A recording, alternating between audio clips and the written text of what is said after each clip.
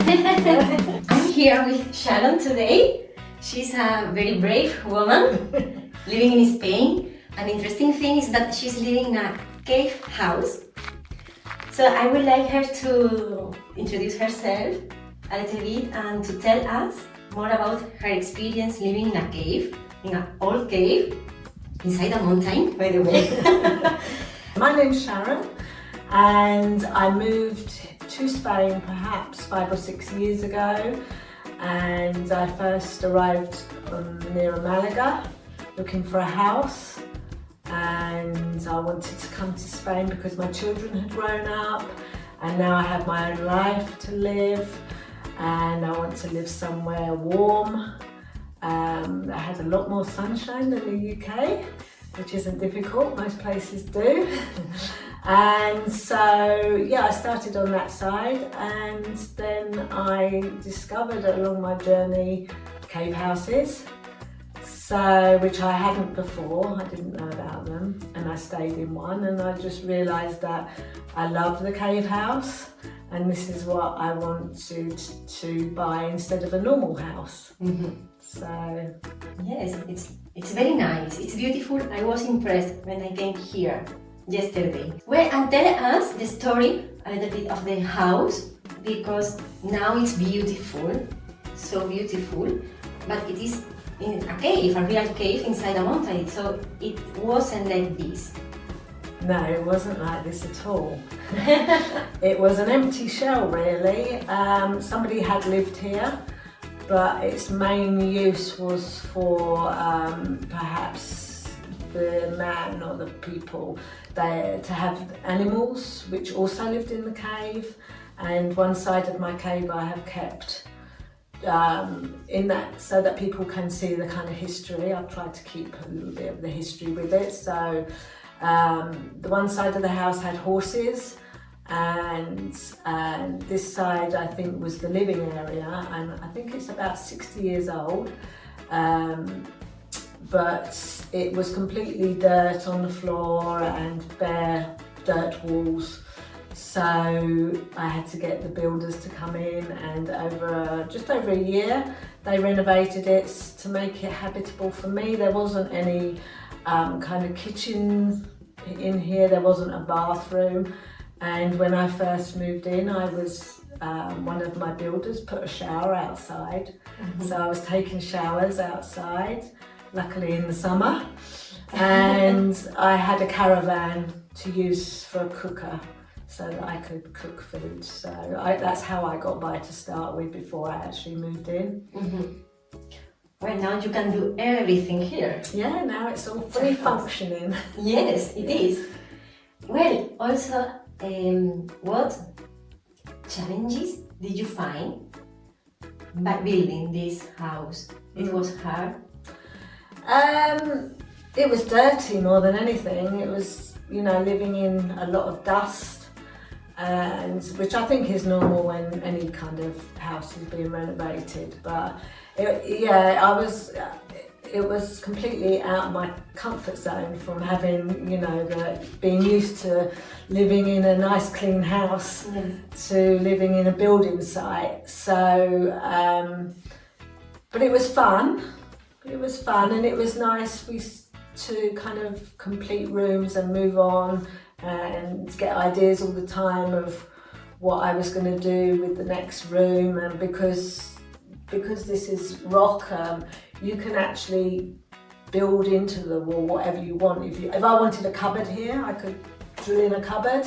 So it was a case of looking at the room and seeing what you wanted that room to be, and then creating the space right for it. So yeah.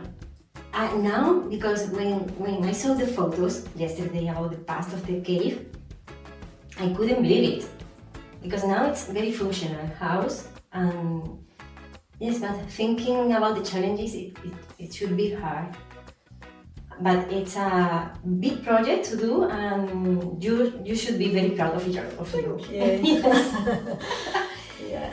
More things that I would like to know about. What do you enjoy most living practically and emotionally here in a cave?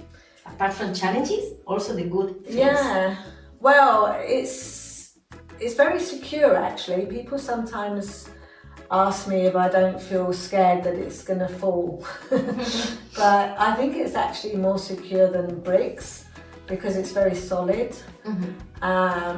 So I don't, at first it can feel quite claustrophobic, but obviously in some rooms I have the windows, which helps, you know, especially when people stay, they like to see the windows. And have, you know, that you can open the windows and have the fresh air come in and that, whereas back in some of the cave you don't have that, it's completely dark and you just rely on the lights. So, but there's also the climatic changes with it, and the summer is a blessing because the summer here you can get up to like 40 degrees outside and you come in and it's just so cool and you can sleep well, and you don't need any air conditioning. So that saves money and it's more eco-friendly, which I like. That was another object of me moving here, is to live a more eco-friendly lifestyle. So that helps with that. And also in the winter, although you still do need some heating, it's not so much as you would need in a house. And it kind of holds the temperature. It's warm also. Yeah, you can get by in the winter without, you know, kind of like a heating system and things like that. So yeah, so altogether, you know, in that sense, it's more viable, I think, and helps with less bills. Yes. Less bills to pay is always a great thing. Thank you very much. Did you miss something from UK? Do I miss? Yes. I probably, because I live quite rural here, it's completely isolated, as you can see. So I do miss having the people around me, and you know, I would move closer to a town next time with people around that. Because I do miss that. Apart from family and friends, I don't miss anything. I mean, I do go back to the UK and I go to a shopping centre and I'm like, oh my goodness, get me out of here. I've got quite used in some ways to the solitude, but so there's not a lot I miss. It's mainly social things in the UK. So that's true, because here she's in a mountain actually, but also if she has some houses around, it's not near, you have to walk. So at night, for example, yesterday when I went out, it was beautiful to see all the stars, because I didn't remember when was the last time I saw that kind of sky. Oh, okay, that's nice. Beautiful. And also, there are some villages here near, and one of them is big. So if in case she wants to go for shopping or to do some errands, she can go, but she needs the car to go. Yes, it's around 5 minutes one village and 10 minutes another village by car. But yes, if you want to disconnect, if you want to relax, yeah, it's great for that. It's great. Also, if you want to work, because I'm here to relax, to enjoy, but also to work. And that's great. Thank you very much. Muchas gracias for la entrevista. Now she needs to practice more Spanish because she's trying. She's learning. But that's another thing you see, because I don't get to talk to people to put into practice my Spanish. So. Yes. She's invited to come to Granada to practice with the community and my lessons. And also, she's going from the house. She has now another goal.